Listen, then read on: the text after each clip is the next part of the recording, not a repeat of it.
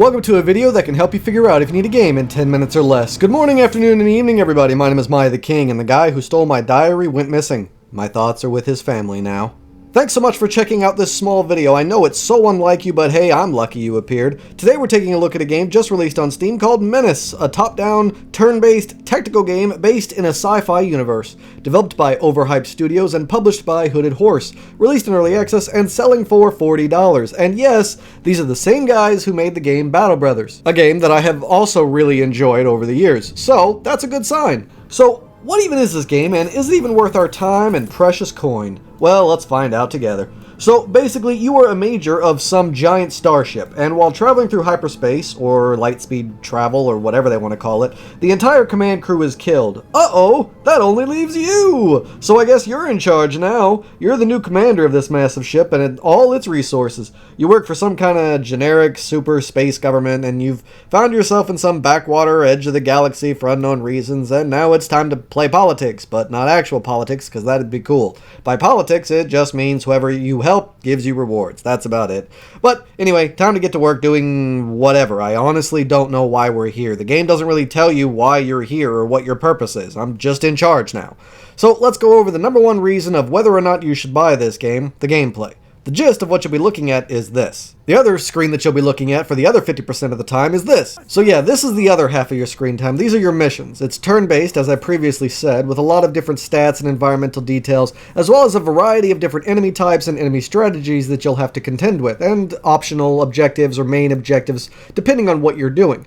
The gameplay is pretty self-explanatory, but for the missions basically work like this. You go to a new planet because someone wants you to do something there, and you have operations. Now, the operations are these large-scale things that you have to do on a planet, and they consist of several different mission types. So there'll be like 4 different mission levels you have to get through to complete the entire operation. These missions will have deviating paths, so you can go this way of saving these people, or going this way and securing this area. Obviously, these different types of missions come with different types of objectives and gameplay styles depending on which one you chose to do, so there's a lot of variety and deviations based on the missions of what you're doing and where and when and why.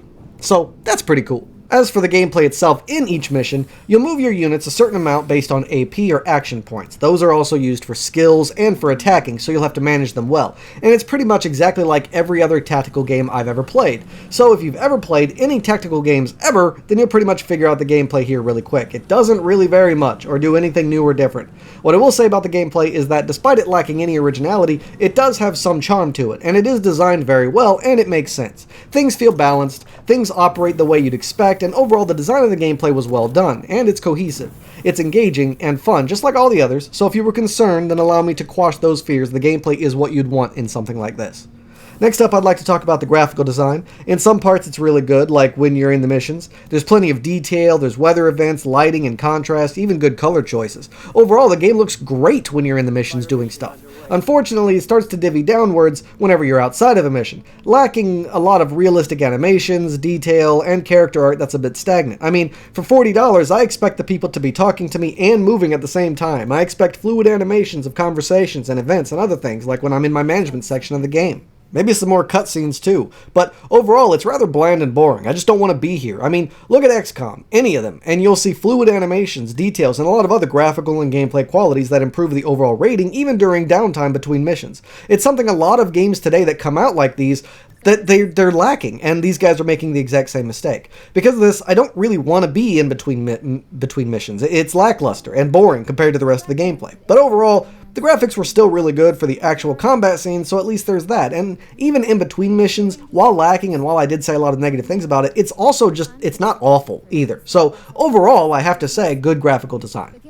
Next up, I'd like to talk about the sound design. Now, this is really good. There's plenty of well-done ambiance no matter which screen you're looking at. There's decent and sometimes really great voice acting. The music is thematic and matching the theme and tone, and it's not cringy or overbearing, and the sound effects are awesome. I mean, listening to the aliens roar or spew out acid, listening to the gunshots and the vehicle sounds, like, it all sounds great. Top-tier sound design all across the board here. There could be more voice acting, and it could be a bit better from certain characters, like the chick who speaks to you when you're in the management section, but otherwise, really well done all around.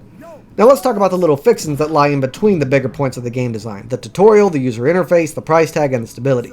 These are the things that are small alone, but cumulatively can ruin a game.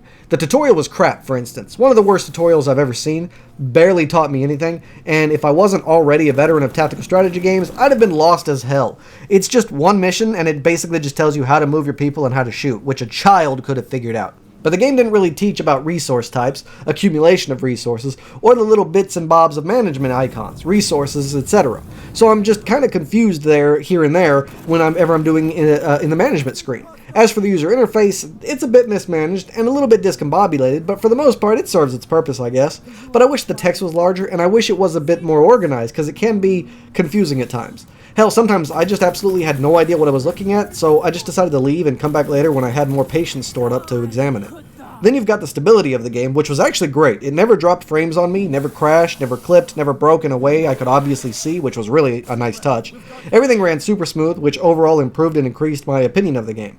But then I took another look at that price, and that went away. I mean, $40. It just doesn't seem worth it. Now, there's a fair argument for that price tag. It's got decent replayability, great length of playtime, a lot of high-quality graphical designs, and good gameplay, but overall, I just don't really see the appeal of $40 for this. I purchased it on discount for $30, the release discount that Steam offers, and to me, that felt actually appropriate. $40 is just a bit too much, especially for an early access release. There's a clear lack of production value here and depth development during the management section of the game, with lacking animations, confusing UI, lack of options, and just a plethora of other issues that I just can't really see it being worth $40. Not only that, but its lack of originality and not really doing anything that different from any other game, other than the fact that they might be including tanks with your squads, but I don't really consider that $40 worth. The first XCOM is only $30, and that game, even though it released forever ago and might have had a different price tag, you know, way back in the day, the simple fact of the matter is that Menace right now is competing with even XCOM the original because it's still on Steam, and it offers you far more quality in a lot of different ways than this game. And honestly, maybe not graphically, but gameplay-wise, depth-wise, production value-wise, the original XCOM technically would offer you more than this. I'm not dissing this game, but I'm just saying that if you look at terms of the price that they're going up against and the different quality of different games that are in the same vein as this, and it just, $40 just seems like it's a bit too much for this, especially when it's in early access. Maybe if they add a lot more animations and details, options and freedom, more choices and consequences, more cutscenes, dialogue and events, then maybe $40 would make it worth it, but as of right now, it just doesn't feel like it, especially, again, like I said, because it's in early access still, like it's not even finished yet. Maybe $30 for now, and they could bump it up to $40 when it's done. Just right now, it doesn't feel like it to me.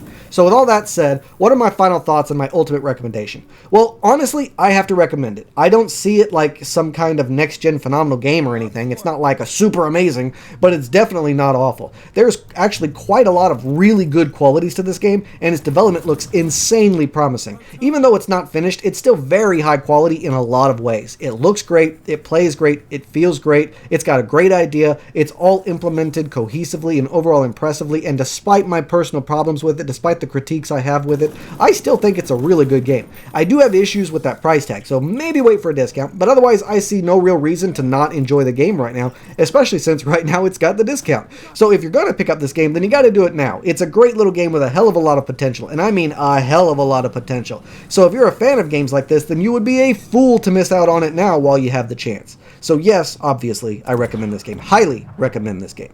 But that's all the time I got for today's video, everybody. Thanks so much for watching, with a special thanks to those of you who stuck around to the end. If you have any questions or concerns, please let me know in the comments down below. Don't forget to like, share, and subscribe, and I can't wait to see you all again on my next adventure. So until then, I bid you all farewell.